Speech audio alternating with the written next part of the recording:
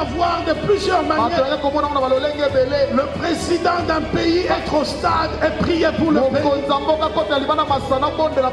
n'ont pas eu. Mais vous et moi, les gens de ma génération, nous avons eu la grâce lors que le président de la République, le 23 juin 2019, il dédiait la nation à Dieu en utilisant des mots puissants, en disant Jésus, nous faisons de toi le roi de la RDC, nous te laissons le trône de ce pays. Vous n'avez aucune idée de la portée de ces mots, jusqu'où ces paroles ont bouleversé tout le plan de l'enfer contre nos vies, nos familles, les enfants de nos enfants, les générations qui viendront après. Papi Kamwa si télévision 4x4 tout terrain, le lot souffrir et monsieur Kozala Moulaï. Kozala Moulaï n'a intérêt général. Et Kozala Moulaï pour information zamingi et Kozala Moulaï pour enrichir émission et Kozala Moulaï pour éloigner le stress. Na pesi bino mbote partout bozwami na kombo ya Yesu Kristu na pesi bino mbote partout boza kotala émission na ngai oyo ba kombo eye ebele de partout ba kombo eye ebele na pesi bino donc de partout na ndimi ke bolingaka ngai boza ko intervenir boza ko proposer ba mususu opesa Fachi News ba mususu opesa IDPS ko kufate ba mususu opesa kombo kabuya umela tala ba kombo chaîne etikali Papi Kamwa si TV 4x4 de tout terrain mais kombo ya émission na ngai parce que mikolo koya tozala obligé ya kozwa pe batu mususu pour monotonie pesa teka ngai mikolo nyonso potala kamba ndeko mususu l'émission peut-être il y a sport, il y a musique et qu'on taper pour moi divertissement et ça quand même élargi. Chers amis,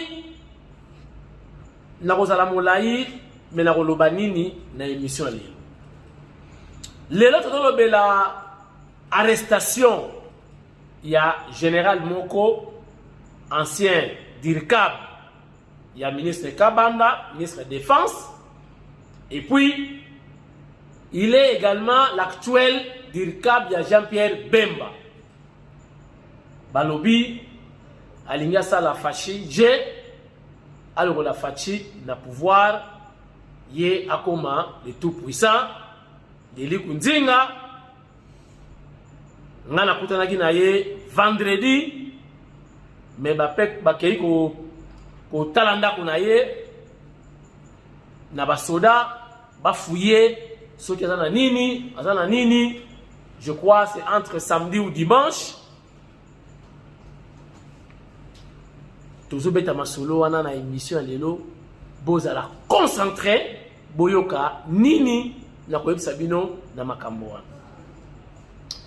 Chers amis, chef de l'État Fachi Beton na Chine akendeki ko visiter siège ya Huawei. Pas y avoir mboka basali protocole d'accord entre RDC na Huawei et basoli makampe tali numérique kuna na moni ministre de tutelle colonel ancien directeur ya cabinet chef de l'État a eu parole pour tala na émission ya lelo ndenge mokonza mboka azana makanisi ya bien pour na corridorer image ya République démocratique du Congo. Kotika, vrai bidimbu, les vraies empreintes, les impacts visibles. Le chef de l'État Fachi Beton a kotika pouvoir. Et dans la histoire, il y a Libela, Ndenge, la Mao, atika la histoire, il y a Chine. Chers amis, nous avons rappelé qu'on recadré Mouké, Ndekonabiso, Jakindala, Oya Koteli Moïse, par rapport à ma propos. Il y a Augustin Kabuya, moi na boute, na ko expliquer bino nini na bongisi pour na Jakindala na émission lelo. Moi na ya Liao, l'actuel ministre de la fonction publique, azalaki na IDPS ndenge papa na ye azalaka na IDPS lelo ake komitika lokola mwana bungaki nzela afukami na makolo ya secrétaire général Augustin Kabuya alobi papa yamba ngai na boboto na bungaki menazongi ba image na émission yo. Et puis na betaki lisolo ya terrain ya Delvaux ndenge ba saisissa yango na bato basala misala ba bongisa terrain municipal ya Delvaux ezalaki na ngaka ndengwana bontu même ba yeba bongisa yango bato wana l'état zongisa mbongo te malgré balobaka kezali Kabila apesaki don la jeunesse après eza bongo te bato na dese gouvernement mbongo faut ba récupérer mbongo na bango bakanga terrain. Je crois ça fait plus de 5 ans jeunesse yangaliema pépinière et koufi et puis ba terrain weza moins ebele oyo entreprise wana etiaki mbongo pona ko bongisa ngo mbongo epesa mate bakanga l'état ba terrain wana ngana makanisi na ngana baki non et ça la makate ba individu ou bien une entreprise et qu'elle ko saisir biloko à l'état na kena luki avocat na tunier alobi bah dans la droit beaucoup d'explications dans l'émission yalelo. Voilà chers amis bozala scotché bien concentré dans l'émission yalelo wana ezalaki sommaire sikoyo tokoti na kati ya masolo ya Papi Kamwasi télévision oyo peut-être pour l'instant na ba idée nyo ba pesi na retenir kombo moko oyo nga moko pe etikenga na sepeli nango. Donc émission nangai provisoirement et commis PK News, c'est-à-dire Papi Kamwasi News.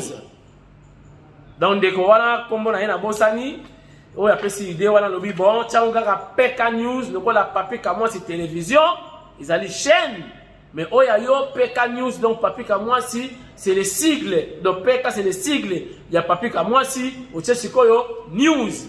Donc batu siko na kotalaka so ba moni yo ba biki non PK News et bandi c'est-à-dire Papi Kamwasi alinga pesa ba nouvelle.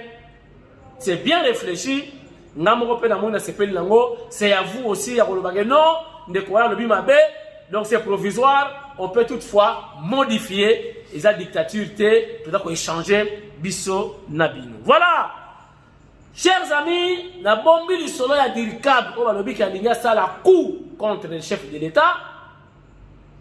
Bakena ndako na yeba perquisitionner bakoti partout baluki minduki est-ce que bazui ba munition ba moni te na bombi bozela na ko expliquer bino véracité ba enquête na sali par rapport ya arrestation ya général wala oyo ngai na yebiye na mona kaye pe na mona kiye je crois deux jours avant bakangaye.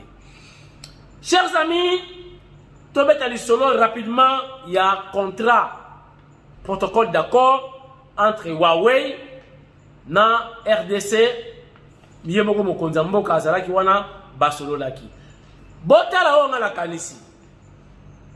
Pourquoi mokonza mboka yoko sona bato wana?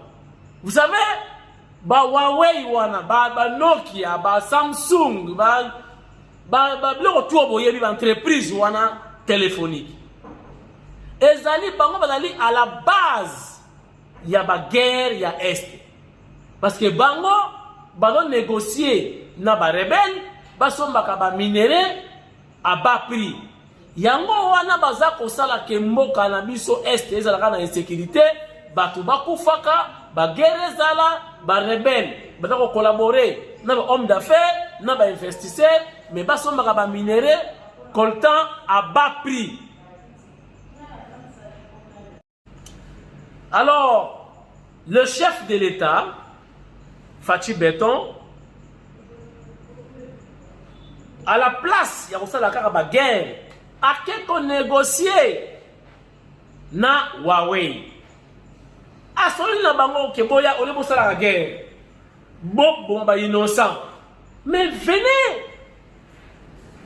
Coltan ezali. Castellite ezali. Boyoki na masisi libanga moko bimi kuna ba estimer et cause à la valeur de 1 milliard.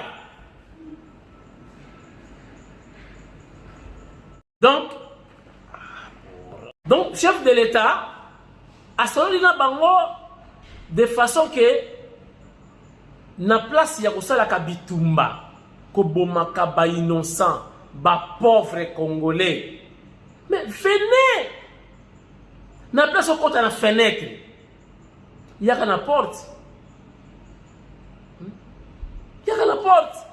solola to solola ba solola yo mwa moke ezali opesi toyokani na yebisi bino na Masisi libanga moko ebimi kuna ya casterite soki nini ebimi na Masisi pierre précieuse bapesi valeur nango déjà estimé 1 milliard de dollars. Donc il y a à peu près 40 personnes. Est-ce que vous avez une image déjà? Mokonzi mboka sololi na bango baya coopération gagnant-gagnant.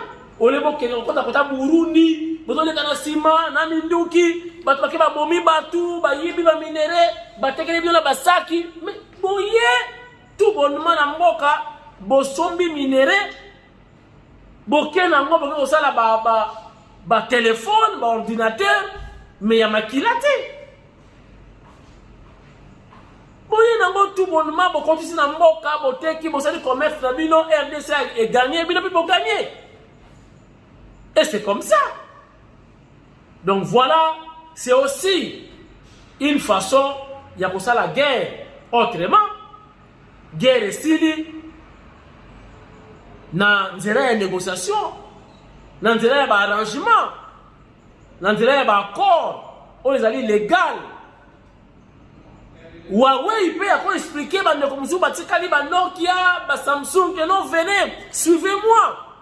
Tokei, to décourager les rebelles à la place où on va minérer dans les mayouya, mais les téléphones puissants, venez avec nous. Tokende, biso to beti kati, nam fumadi tunga, ya RDC, engame mobali, mone ya Tshisekedi, wa Mulumba. To solo ni na béton. Bako partager ma vidéo, ma entreprise téléphonique musu bako mona, bako benga bango, c'est aussi une façon de décourager les rebelles. Si vous à la place de Rosomba, Yakobatama, sous les arbres, sous les armes, mais le côté officiel, gagnant, pour Pesimbongo, pour minéré, pour les aéroport, et que poto, na nenga normal, et que nazi, pour traiter, pour ça, ma rabinabino. Nenga bolingi. Mais, boye, ma rappelle que main d'œuvre, c'est important, baso batamisala, ba congolais, pour moi, les cons d'appel Tikalaka. Dans les pays mususu traitement et ça on appelle la mboka wana et donc ne brite ndengwana te bo traiter na mboka wana rien n'empêche pas on peut fabriquer ba Huawei yango pe hawa kaka pour na bana mboka baso pe misala botala en image ce qui a été la visite du chef de l'État, son accueil, considération, ba surprise, ba émotion. Botala yango en image et puis on se retrouve tout juste après pour la continuité de cette émission PK News. Regardez. Shenzhen, l'une des villes extramodernes de la Chine située au sud-est et reliant Hong Kong à la Chine continentale, a reçu ce dimanche 28 mai le chef de l'État Félix-Antoine Tshisekedi Tshilombo qui a mis à profit sa visite d'État pour explorer d'autres opportunités avantageuses pour son pays, la RDC. Et c'est la firme Huawei, entreprise high-tech, qui fournit des solutions dans le secteur des technologies de l'information et de la communication, qui reçoit le couple présidentiel dans son gigantesque quartier général. Ici, tout est high-tech.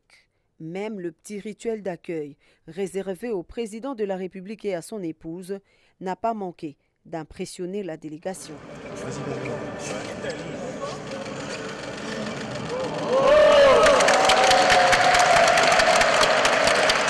Profitant de la présence du chef de l'État congolais en Chine, le chairman de Huawei a fait le déballage de la panoplie des gammes des produits et services numériques capables d'offrir à la RDC une autre dimension de développement dans tous les secteurs.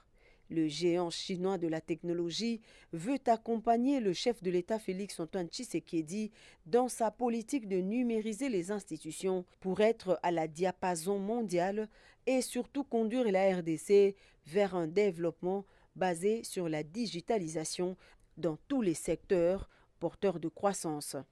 Cette visite grandeur nature effectuée par la délégation congolaise sera matérialisée par la signature d'un protocole d'accord entre l'entreprise Huawei et le gouvernement congolais à travers le ministère du numérique. Une entente qui vise à renforcer la coopération dans les domaines de la digitalisation, des services gouvernementaux, des entreprises publiques et de l'énergie verte. Nous avons un programme de transformation numérique de la RDC qui est impulsé par la vision du chef de l'État, Félix-Antoine Tshisekedi Tshilombo, que vous connaissez.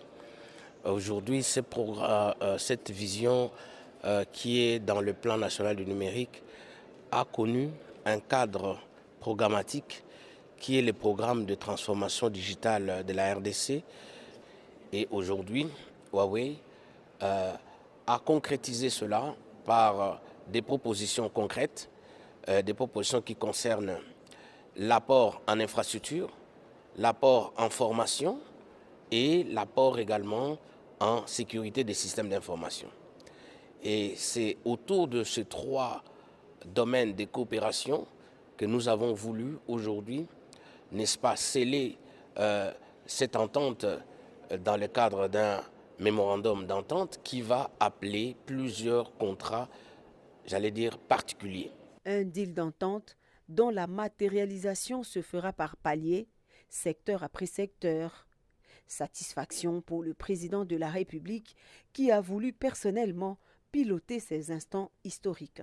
Grâce à ce partenariat, nous allons pouvoir développer des domaines, ici je parle de ceux qui m'intéressent le plus, des domaines tels que l'éducation, tels que l'énergie, tels que la téléphonie mobile, mais également des domaines qui touchent à la finance et qui vont avoir un impact très important sur le produit intérieur brut. Par ailleurs, Huawei est en partenariat avec des organisations non gouvernementales et sans but lucratif, telles que la Fondation Denis Nyakeru Tshisekedi, pour promouvoir l'éducation de la jeunesse locale et accompagner le développement des futurs talents du pays.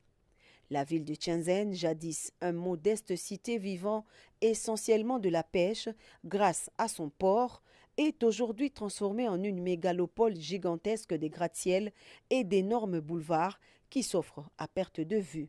Cela grâce à un nombre exponentiel d'entreprises qui y ont élu domicile.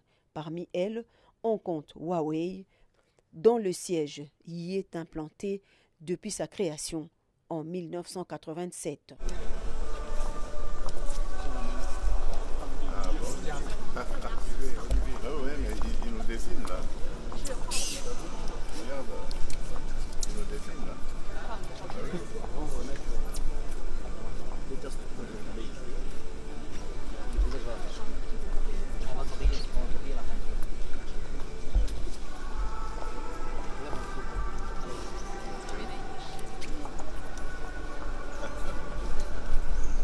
Yeah.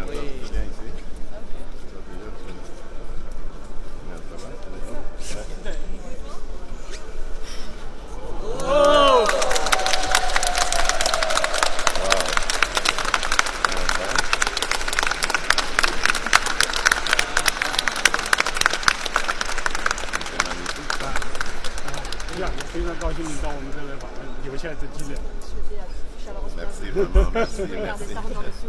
Ah oui, bien sûr, merci beaucoup. Yeah. Yeah. Ok, bien sûr, oui. Oui.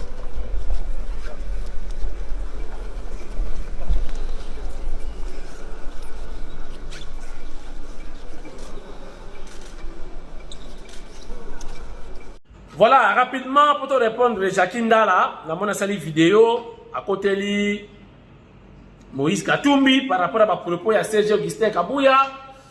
Je crois Bolandi, dans le non, Moïse a lobby a soutenu un coup de Fati. Moïse a dit à la Fati, Fati Moutunaye. Mais à l'ini système, il y a Fati, et là, on va combattre les Fati. à combattre le système. Oh, comment yo lingi mutute? Comment expliquer? Yo linga mutu, mais système yo lingi angote. Boya na nyoso. Alinga fati, alors soutenir fati, mais système a fati, alingi angote. On est un mensonge. Olu la mwasi, on se plera na beauté na ye, mais bizarre na ye, on lingi angote. Donc, faut boya si ko yo zo linga yo soutenir momi wana, mais bizarre la momi wana, yo lingi angote.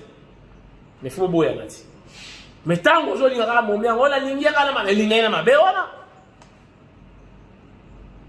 Augustin Kabuya alobi makamwana, c'est par rapport ya badiri ya ba député ensemble. Ndé a monique, je ou pas chef na bango. C'est clair. Jacqueline Dala to yebi ke o esa la vidéo, o l'acception monte. Monte on je connais ya sika, Jackie. Biso ba monte les até.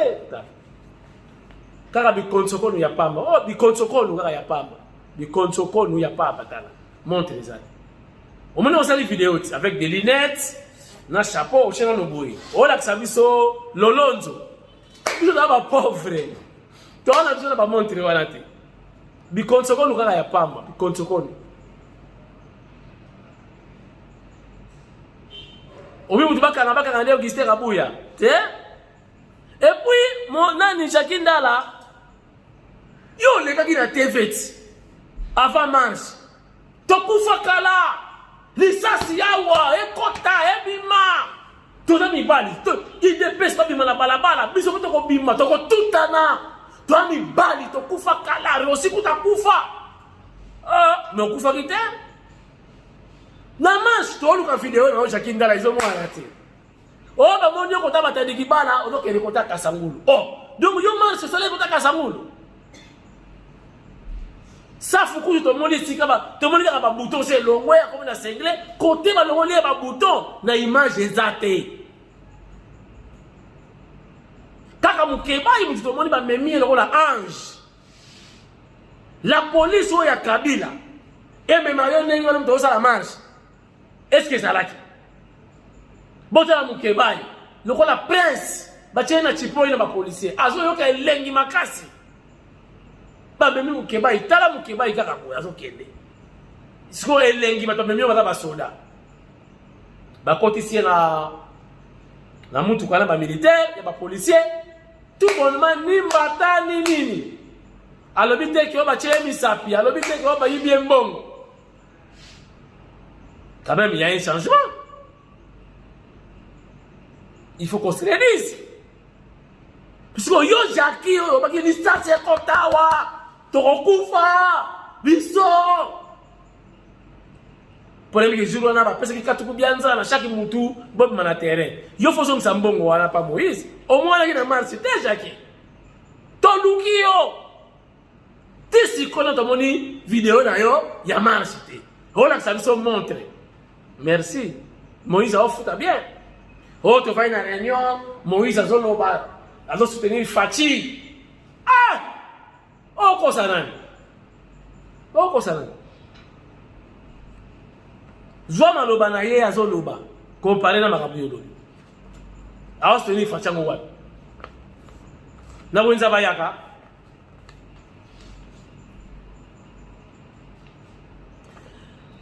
Liao mwana ya Marcel Liao oyo batu musuba saka bakota ka doute polémique bimaki non mwana bisote mwana binati boye na boye bo mwana kaka.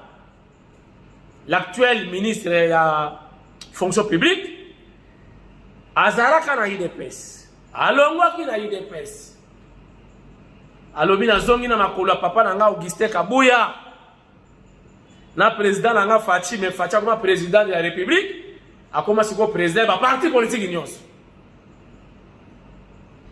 ayaki bayambiye Augustin Kabuya, CG, mwana Bouté, Yemokopé, Azalaki wana pour honorer retour d'un ministre actuellement, jadis, membre de l'IDPS. Regardez.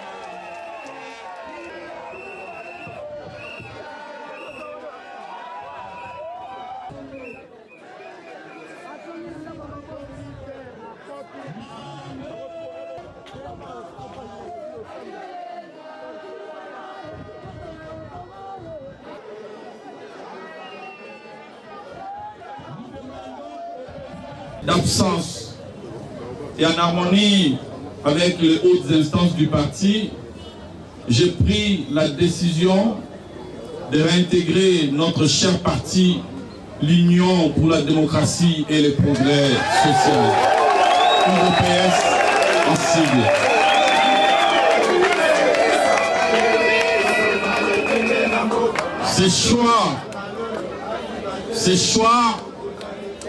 Ces choix, je l'ai opéré en âme et conscience et en toute liberté. Et en toute honnêteté, je dois avouer que des sollicitations pour aller ailleurs, j'en ai reçu. Des conseils pour créer un autre parti, je les ai enregistrés par milliers. Mais je préférais être dans la cohérence en réintégrant les cercles politiques qui m'a idéologiquement formé et même déformé, si je puis le dire ainsi, dans le sens d'un vrai formatage au regard de ses valeurs cardinales. Quand on est UDPS, on les reste en réalité toute la vie.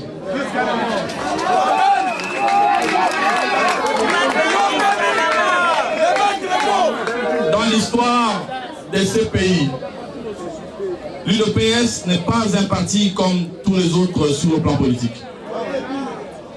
Juridiquement, peut-être oui, mais politiquement, elle est plus qu'un simple parti. C'est un patrimoine national. Toujours combattu, mais jamais abattu.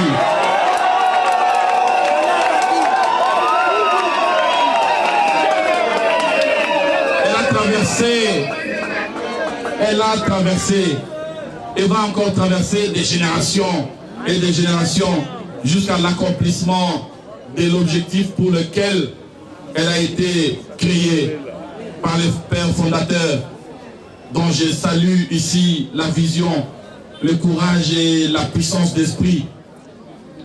Aujourd'hui, c'est nous qui avons la charge de matérialiser les rêves de nos pères fondateurs. C'est nous qui avons cette charge de concrétiser les rêves des pères fondateurs.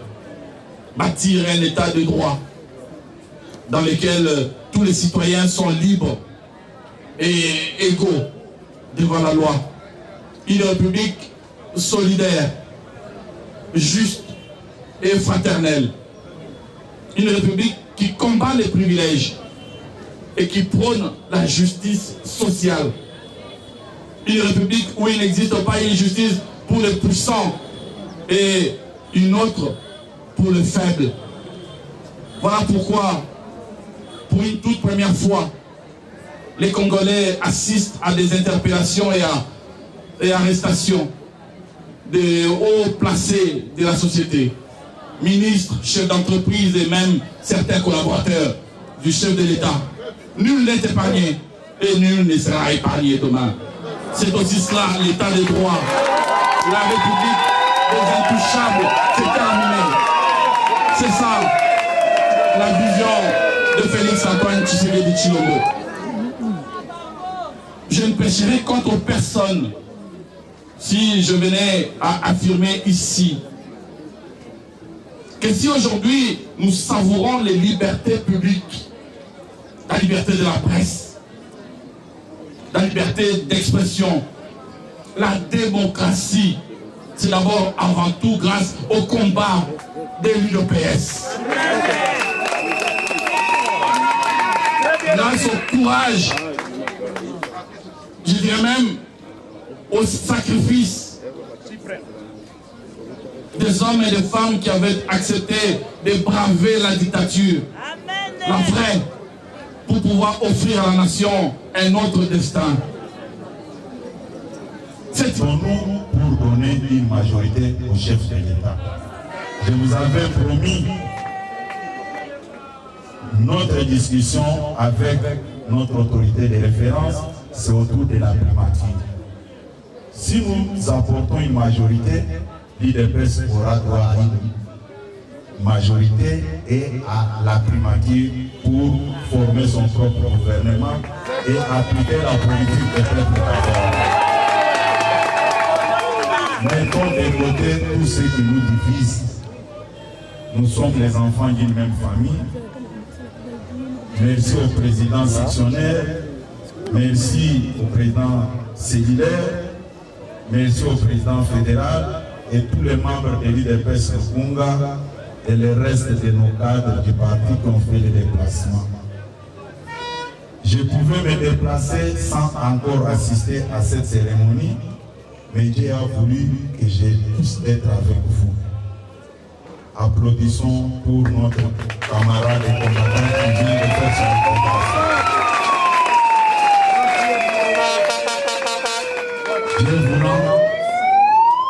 Dieu voulant, je peux encore me déplacer ce soir pour aller rencontrer ou bien répondre à l'invitation de nos amis de l'ANC. Dieu voulant encore, je peux rentrer ici le mercredi. Il reste que Dieu Tout-Puissant assiste tout un chacun sur le chemin des retours. Merci.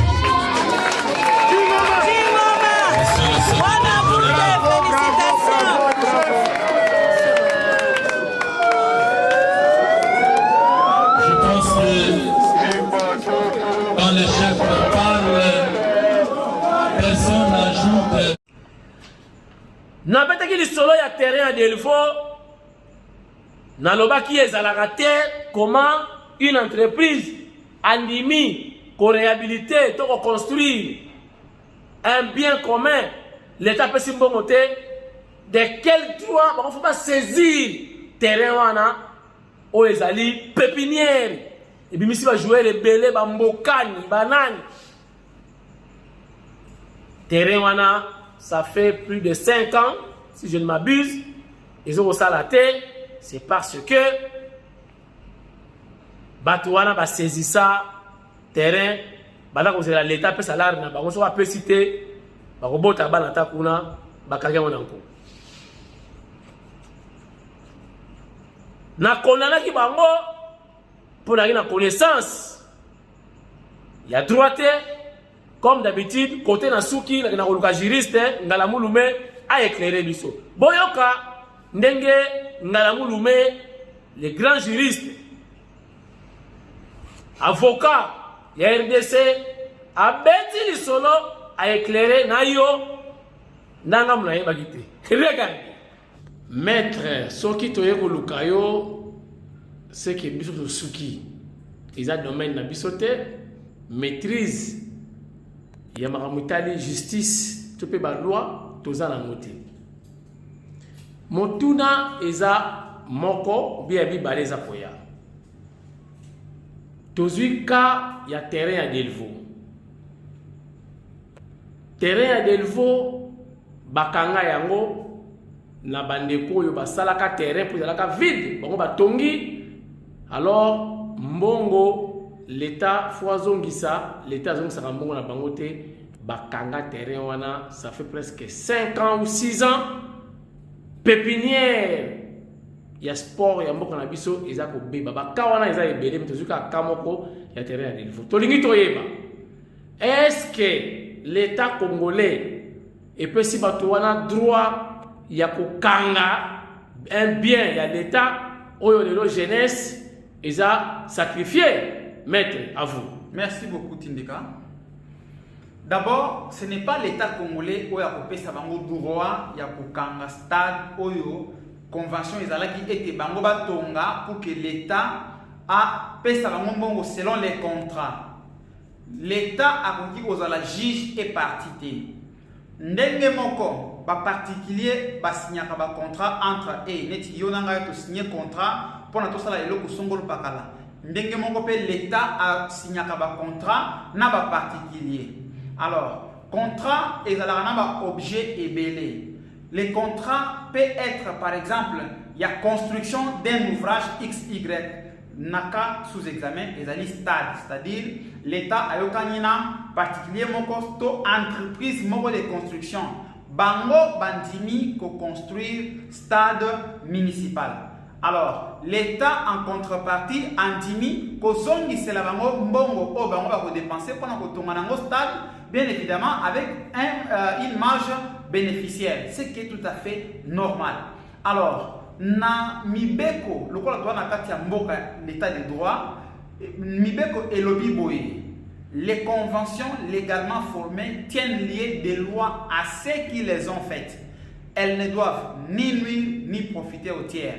Tiennent lieu des lois à ceux qui les ont faites et l'igni koloba. Ceux qui y ont to sali contrat. Toyokani ke senge to sala boy tam mususu ngana pesa o voiture na ngai yo pesa ngai mbongo contrat wana e comme le ko la loi pour na biso mibale ezali ko lié biso et donc ce qui moko na biso a exécuté oyo etali responsabilité na yete na kati ya contrat mususu akoki ko soulever exception oyo to bengi exception d'inexécution, c'est-à-dire moi j'ai accepté, toi tu as accepté de me donner l'argent une fois que j'ai fini à construire l'ouvrage.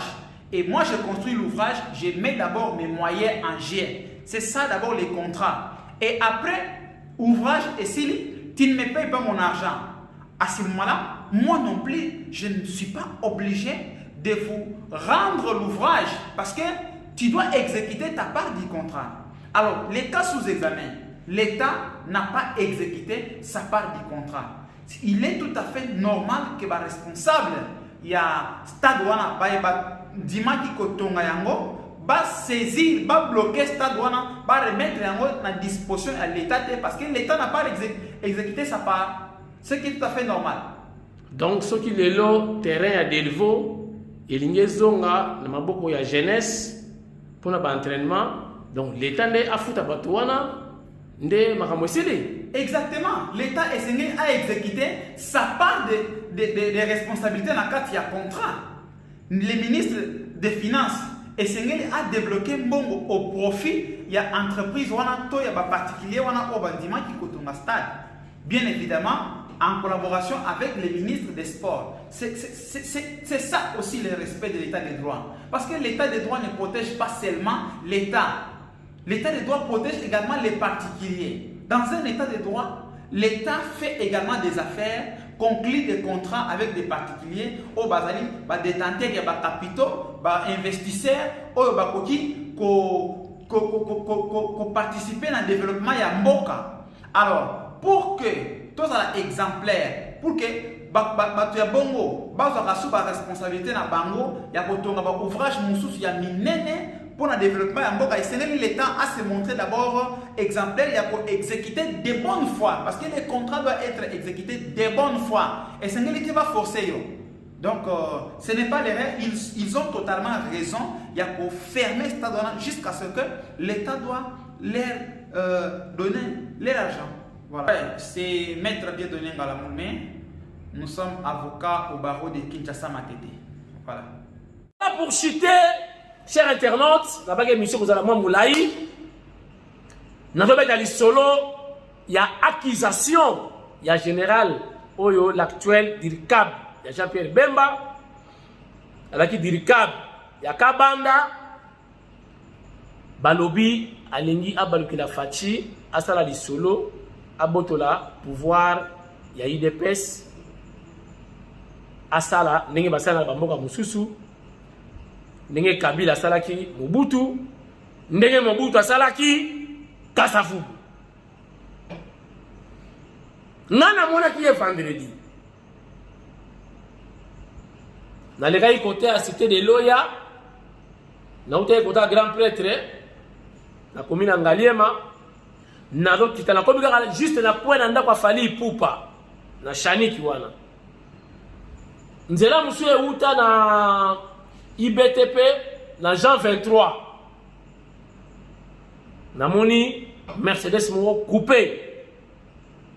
Ils ont sport, donc 2 portières, ils ont bima, tellement na yebiye, na ina précipité la moni, ah, général, na simi frère, na pesi mbote, mais respect mon général.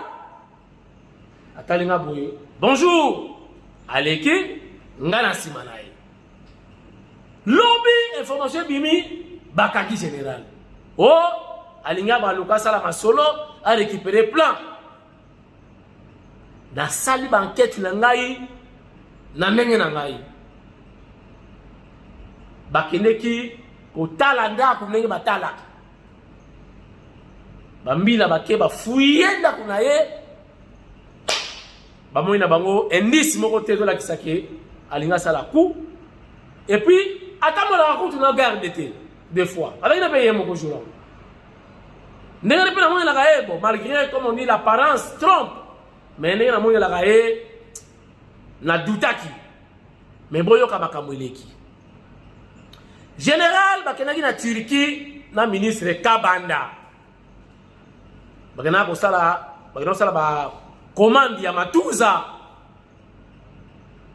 alors Kabanda kenda ye atikala tango Jean-Pierre Bemba ye wana nazobwakela ye ba fleur Jean-Pierre Bemba longoli bato te na ministère de la défense tango ye alobi mutu na muta tikala na poste na ye mais on se comportait bien on se comportait mabe ndeko ko remplacer même S4 to yeba inangai na benga ngai S4 S4 baso ki pala ko lia batu nyosa ministère wana ko lia na bango mutu na ngai na benga ngai S4 assemblée ka trop na tango Kabila bakendaka guerre na este bakoyaka na embuscade kana ngaka kisase bengi bakosi bango baleki boye embuscade bavida bango tout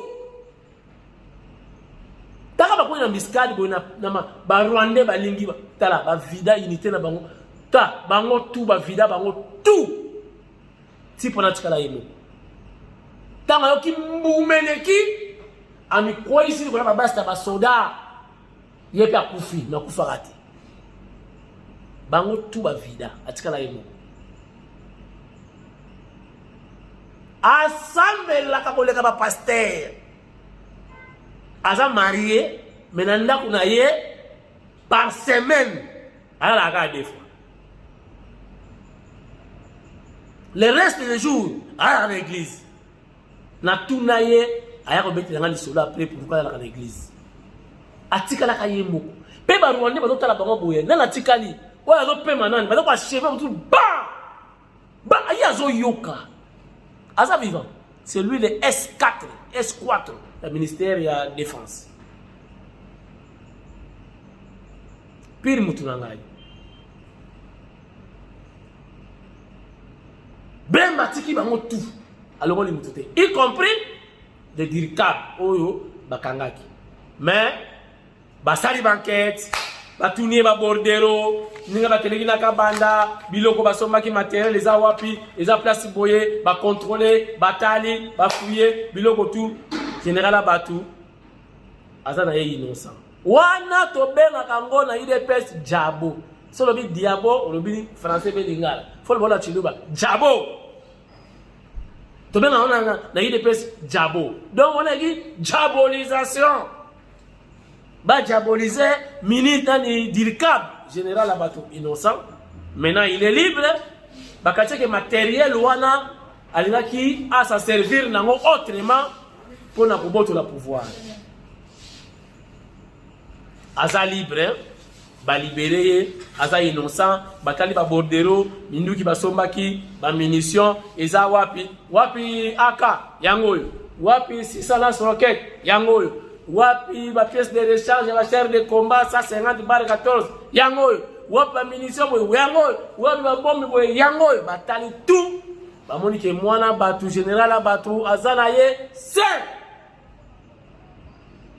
Lokola Saint Diavira. Lokola Saint Mukasa.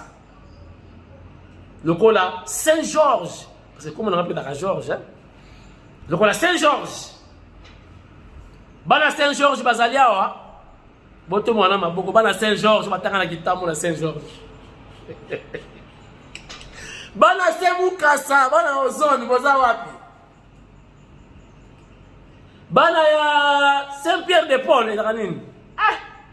Base balape belé base ya batu muni bataka muke Saint Mukasa, Saint nani sus anuarite ndingampete.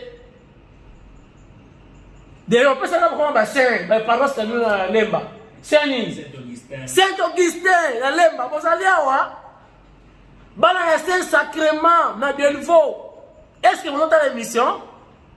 Bana ya Saint Luc na ma campagne, pemene ba Kofi Olomide na quartier latin, bozaliawa Saint Nisusu.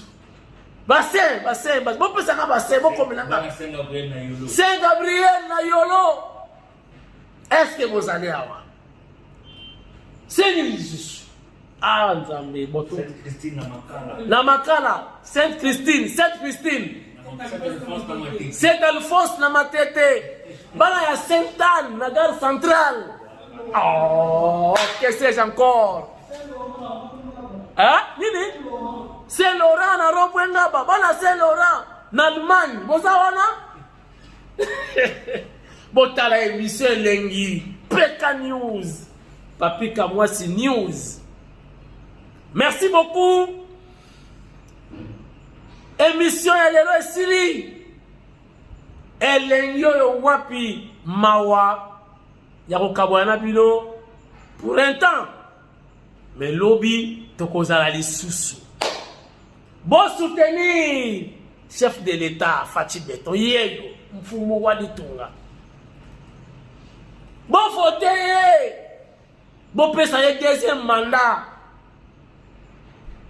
Ceux qui vont commissionner, vont soutenir, bon sanate, vont soutenir son excellence, professeur, docteur Nana Manouani Nakiumba, Oyo Azawana pour la chef de l'État pour un renforcement, il y a cohésion na unité nationale.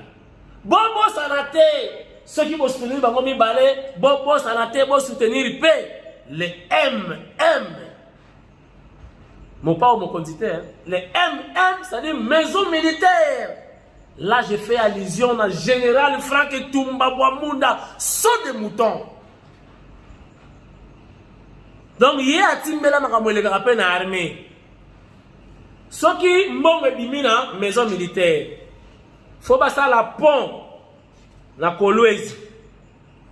La personne chargée à finance, il y a l'armée, et l'équipe. Ba pesi général oya sala la logistique moi soki mbongo ekomi wana machette mbongo le gintia eleki et ya ba pesi susu na la antia eleki tanga kama soit tanga kama na génie militaire mbongo etikali ya ba bébé moi ba ça vraiment musala sikoyo ya na système asika comme na ngo so de mouton soki maison militaire di misika mbongo paf et oui pas mon konzamboka c'est lui le garant, le commandant suprême, ce qui m'a outi boye,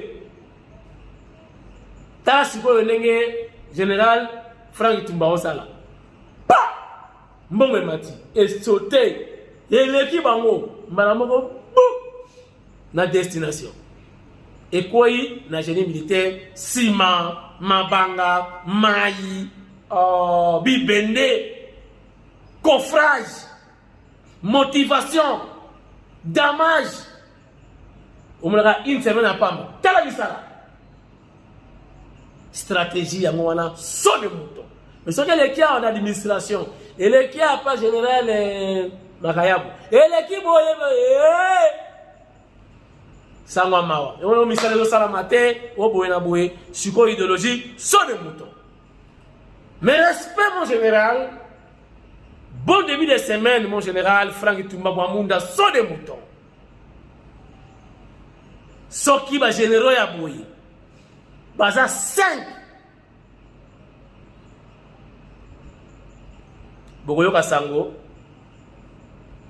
Na Bunagana, Bakimi Barumbo. Faut la 5. Bogoyo Kasoni ba drone. Général Toumba. Ba drone. Drone, il y a une photo de selfie, M23 photo. Oh, et qu'il y a qui, et ça y a une photo, toi, et ça drone de combat, drone d'attaque. Nous attendons le retour du chef de l'État, certainement, sauf imprévu, mardi, dans le lobby, à la Kinshasa, Togoyo Kasango. Bon, mon chef nous a donné. Azoso Maminuki, drone. Entre-temps, ils ont coopéré dans l'entreprise où ils ont financé la guerre, Huawei, Nini, qui à la place de consommer un peu de rebelles avec insécurité, venez en RDC tout bonnement. Somba, on a pris à bien gagner, bon gagner, tu accompagné en aéroport, aux avions, ok. C'est aussi une façon de construire sa guerre. C'est ce que vous devez comprendre. Pour ceux qui prennent, bataille de société. Ba acheter, ba sous-souter. Il faut aussi content. Bon, c'est là où c'est. Nous avons ça balade. Et quoi ma calate? Bon, tiens yango modeste. Bon, bateau va sombaka, président de coopérer na bango ba ko sombaka siko officiellement. Mbonga côté na caisse d'État. Guerre aussi la tête. Voilà. C'est aussi une des solutions pour ne pas affaiblir. Allez bien. Fachata mayele hein. Bon ni mangai. Pe bon voter. Na kombo na ngai. Bon voter pe nana manwani na kiumba leader ya masimanimba. Pona bakinke mulu basi bakoti ba mai. Bakoti ba mai. Kinke mulu ba bakoti mai. Oh papi matalata so ina na bagi. Ba tu basi bakoti mai. Kaka mutu moko akocha mwa poa ila mboso fie mboso mais mboso ja mutu na biso fie mboso mais le reste ya rien et puis mboso la kona na kwangu tout na masimani mana masi bon lobby botika la bien bozala bien lobby et pour la tête allez bye bye.